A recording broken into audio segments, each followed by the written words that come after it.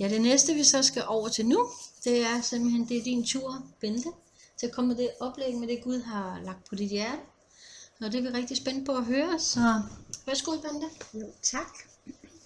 Har I aldrig tænkt, at I var låst fast i tankemønstre, opfattelser af det ene og det andet, som I tænkte kom fra jeres barndom og opdragelse, menneskelige fundamenter, nemlig også fundamenter, der kommer fra karakteren.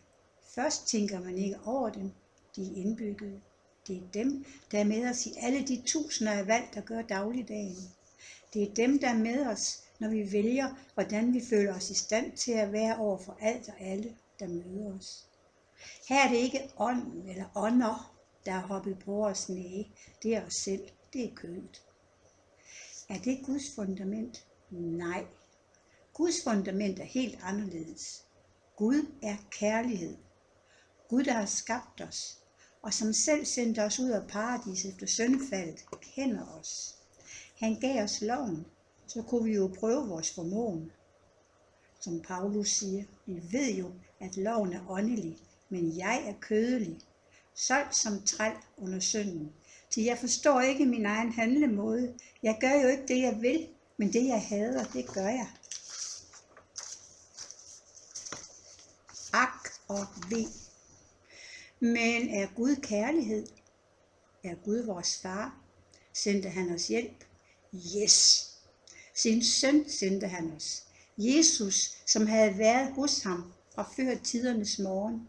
Jesus, som selv havde været med til at skabe os. Jesus, som i sin uendelige kærlighed til os selv kom herned og blev som os. Et menneske.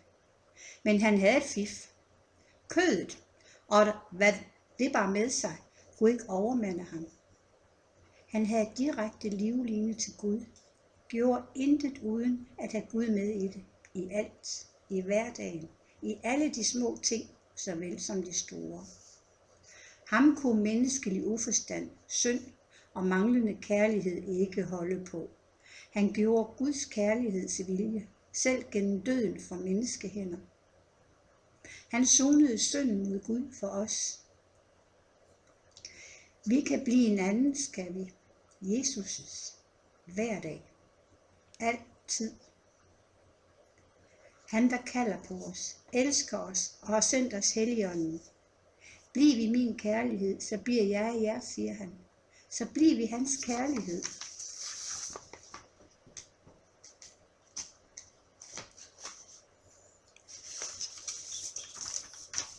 Bliv i hans kærlighed, så kan vi få Guds kærligheds fundament. Mere og mere kan vi få det ind i os for hver dag, i stedet for vores eget. Det er rigtigt. Rigtig mange tak skal du have, Bente. Det er nemlig rigtigt.